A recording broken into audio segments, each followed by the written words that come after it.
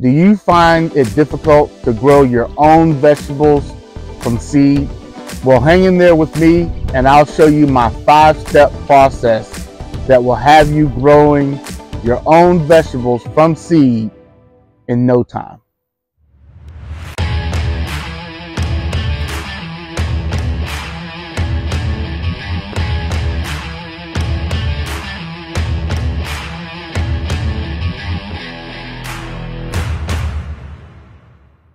I've been growing my own seedlings for many, many years. And it wasn't until the spring of 2024 that I finally perfected it. And that's when I came up with this 5-step process. You see, I had to come up with a structure in order for me to plant my seeds the same exact way every single time. It's kind of like going with a recipe to a great dish that you make, but you don't know, the order of the ingredients or whatnot, and so you end up not being able to duplicate that same meal. Same thing goes for starting seeds. And if you hang in there with me through the whole video, I'll actually throw in a bonus step at the end. So let's get into step 1. Step 1 is making sure that you have the correct tray to start your seeds in. Now this may sound simple, but all trays are not created equal. I use trays from Bootstrap Farmer, and I have tried many, many, many other seed starting trays, and for me, theirs works the best for me that I've used. I haven't used every seed starting tray out there, but I really, really, really like their trays. It's very tough, durable. It's got a little flex to it, which is good, but this tray will last you for a very, very long time. This could possibly be the last seed starting tray that you buy. Now, these trays come in many different sizes. I really like this size tray for starting most of my seedlings. If I'm starting something like peppers or tomatoes or watermelons, any of those kinds of things, I start in this size tray. It's a 72 cell tray. So that's about it for cell trays. Let me know in the comments below if you want me to elaborate more on cell trays. I can do a whole video on cell trays. I've used so many different types, so just let me know that below and I can give you the ins and outs of some of the cell trays out there. Also, something I wanted to mention is that I am an affiliate with Bootstrap Farmer, so I'll put their link below. I'll put their link below to my affiliate account, and then you'll be able to browse their website and see what other things they offer. But I highly recommend their cell trays, highly. And for the process that I am stating here, that is the beginning step of the process. You can use another cell tray, but use a high quality cell tray. It doesn't have to be Bootstrap Farmer, but it needs to be high quality. Step 2 is choose the correct seed starting mix. I use Pro Mix. She look right there. It's really, really premium, fine seed starting mix. In this step, it's really important to know that you don't have to go with Pro Mix. Pro Mix is a little more expensive than most seed starting mixes, but you need to use a premium, high quality seed starting mix. Okay? And what I mean by that is a seed starting mix that's fine like that. It doesn't have a bunch of wood in it. It's not, it's a sterile mix. You want to use something like this. What you don't want to use is like a garden soil or a potting mix, it's just not going to be what you need it to be to start seeds with. For seed starting, you need it to be nice and fluffy and really fine. Also, something that I'd like to touch on with seed starting mixes is that some people choose to make their own.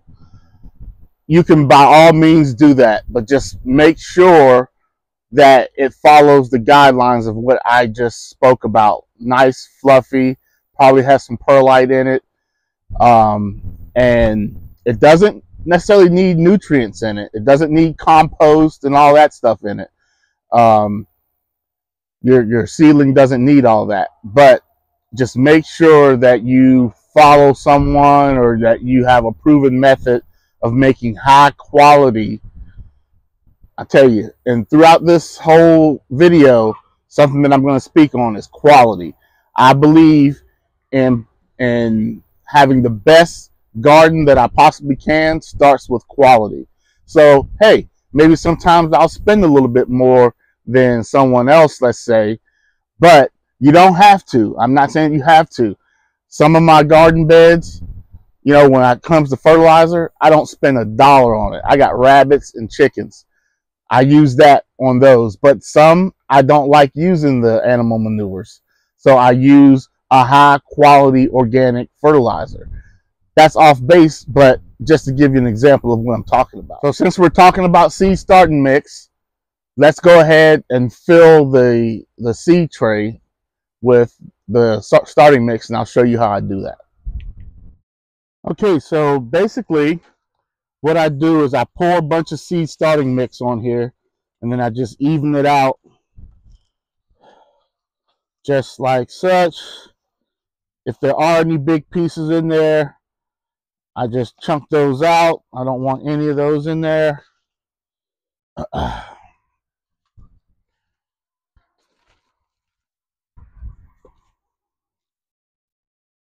Now, something about this this tray I want you to know is that obviously it has those big holes in the bottom, and so a lot of the seed starting mix falls through. If you do this on a table with a flat bottom, obviously it won't fall through. I do mine on this mesh right here, and it falls through, but I just have a tote underneath there to catch everything that falls through, and then I just reuse it. I think that's a good practice to have, because you don't want to lose any of this premium seed starting mix. Like a piece just fell off right there. I don't want to lose it. I want to use as much of it as I possibly can. So the next thing that needs to happen is I need to water this down. And when I say water it down, I want to water it down really, really well. I'll put links to this Fram nozzle down below. It's from Haas, and I'll talk more about them a little bit later. So now that I have filled the tray, I've got it moistened, it's really, really nice and wet. What I'll do is I'll go ahead and put my indentions in here. Since I'm only doing one tray, it doesn't take that long. If you like this video so far, please like and subscribe for more gardening content. And stay tuned for my bonus step. So now step 3 of my process is selecting quality seeds. I like to say that quality products create quality products. And yes, that's mine. It's not yours. You can't have it. I'm trademarking that joker. Now soon here I will reveal who I like to use as far as my seed provider. But before I do that, I want to tell you that I'm not saying that you can't go and get seeds from the big box store, put them in the soil, and they grow great seedlings and plants. I'm not saying that. What I am saying, though, is if you want the consistency year after year after year, you know, you get that 98% germination rate, that 95% germination rate every single year. And you know, especially if you're a homesteader who sells vegetables, you want to know year after year that what you plant is going to grow so you can forecast what you can sell. So therefore, I only use high quality, reputable seed distributors. Okay. This year, almost my entire garden is going to be planted with Haas seed. I'll let you know that yes, I am an affiliate with Haas as well. Haas Get Dirty. But I was a follower of Haas well before I became an affiliate with Haas. I mean, I've been following them for years. I've been sharing their content, not getting a dime, um, and it's because I believe in the product. And when they approached me and asked me if I wanted to be an affiliate, it was like a dream come true. I mean, I love the company. Who better to be an ambassador for them than somebody that uses their products? I got so much Haas stuff around here that it's just it's it was made, it was meant to be, you know. But I will put the Haas affiliate link down below as well, so that you can check them out and see what products and stuff that they have. Um, I promise you, once you purchase one thing from Haas, or they don't sell no junk. Okay, whatever you get from Haas, you can count on it. And if for any reason something doesn't go the way it's supposed to go, contact Haas, and they will take care of you. Okay, it's a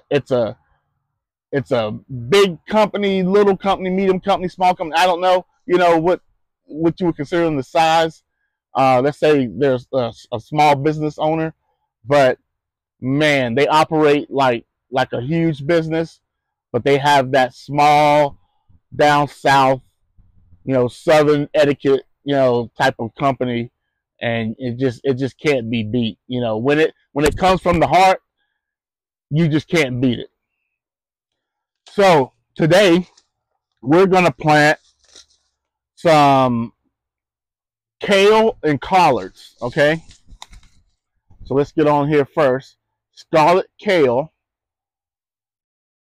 All right, you see that one? We're gonna plant some Blue Ridge kale, 97% germination rate. I'm growing some Georgia Southern collards. All right. If you know me, you know I love to grow some collards.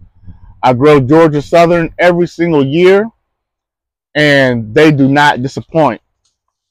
But old Mr. Hoss over there put me on to Top Chop collards. Now, he swears by these. Now, they got a better germination rate. These are 92% germination rate. The Southern Georgia Southern collards are 89% germination rate. But I mean, he didn't tell me personally, but he said in a video that these right here are the truth. So we're gonna see. All right, so just come on over with me right now, and we're gonna put the seeds in the cells. All right, so we're gonna start with Georgia Southern collards right down here. Then we're gonna go with Top Chop. I'm gonna do 4. No, let's do 1, 2, 3, 4. 1, 2, 3, 4. Yep, that's how I want to do it. And then I'll do the Scarlet Kale here and the Blue Ridge Kale here. Because I want more collards than I do the kale. I definitely use more collards than kales. And I want plenty for Thanksgiving and for Christmas. And I'll be able to grow these all throughout the year. But so step 3. We're still on step 3 here.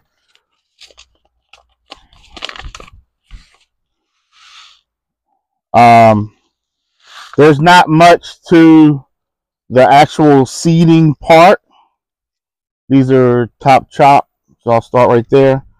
I won't bore you with watching me drop one in there, so we'll go ahead and speed this up.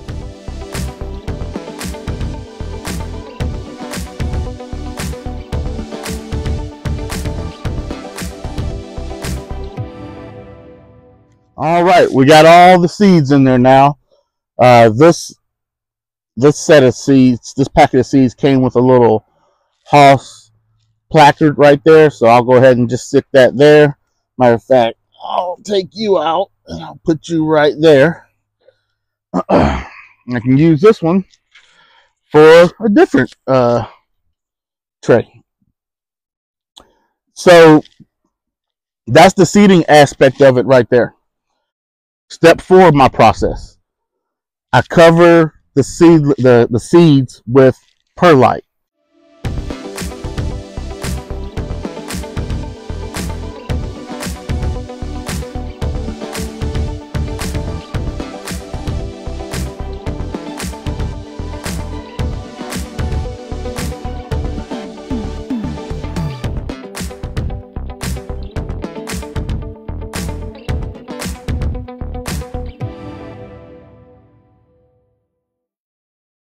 So you may ask yourself, why? Why do I do this, right? Why not just use the seed starting mix to cover them up and be done with it? Now I done bought something else here. One, this is way cheaper than my seed starting mix. Way cheaper, because I do buy a high quality seed starting mix. So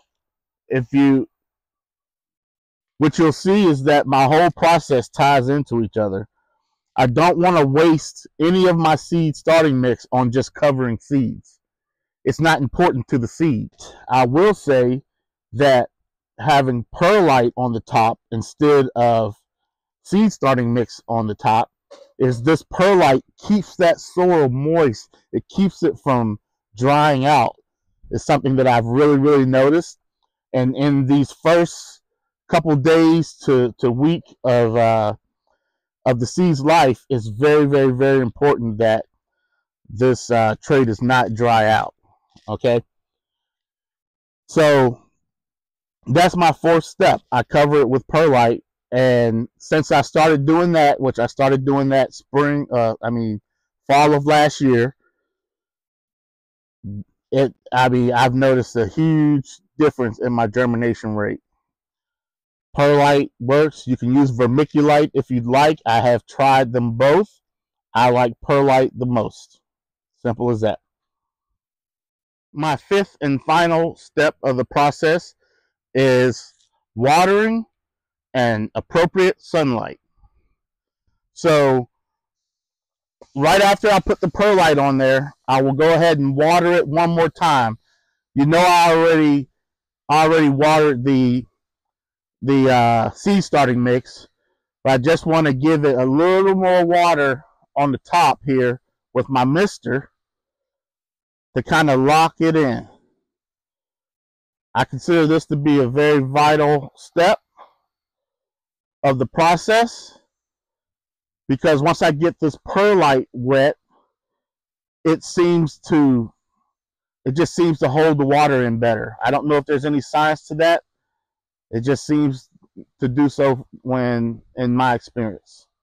And after that is sunlight. So sunlight is very important to your seedlings. You don't need a greenhouse like this to grow your seedlings. You can these, you can't see them, but these over here that I started last week, those started sitting out on my patio. Okay, I'm probably going to take this and sit it out there on my patio as well until they start to germinate. And then I'll leave them out there for just a few more days, just to, maybe 4 or 5 days after they germinate to get them, I guess you would say, kind of acclimated to the sunlight. And And you don't have to worry about hardening them off so much if you do this step. Get them in the sunlight as soon as possible. Now, obviously, in the spring, you you don't want to leave them out there too long because it's too cold, you know, for them when you're starting seeds in the spring. But in the summer, as long as they're outside, like as soon as that seed emerges from the soil, as soon as that seedling emerges, you want sunlight to be on it. And so I leave it outside, whether it be here in the greenhouse or, you know, out on my patio. I leave them outside when I'm doing my fall plantings. And that's so that as soon as that seedling rises from the soil, it's not searching for sunlight. Sunlight is there. It's not struggling for it, and it doesn't get all leggy and whatnot. And that's the fifth and final step of my seed starting process. If you follow this process, you will definitely improve your seed starting ability. It's not very difficult, and I still owe you my bonus tip. And my bonus tip is, once the seedling is up, kind of like these right here. These right here are up already. They're doing well. I make a mixture of fruit and flour. I actually got this from, it's made by AgroThrive, but I got it from Lazy Dog Farms. He's got a great channel as well. And I will, I'll show you, I'll link his channel down below. But I mixed this at about a 1/4 strength, and I put it in a spray bottle. So I put like a 1/2 ounce into this spray bottle, if that, you know. I shake it up really well before I use it each time, and then I spray my seedlings with it. I don't know if that shows up on the TV, on the video or not, but I do that, and I probably do that every other day, and then I go ahead and rinse them off, because you don't want to leave that fertilizer sitting on your leaves there. So I just go ahead and rinse them off real easy.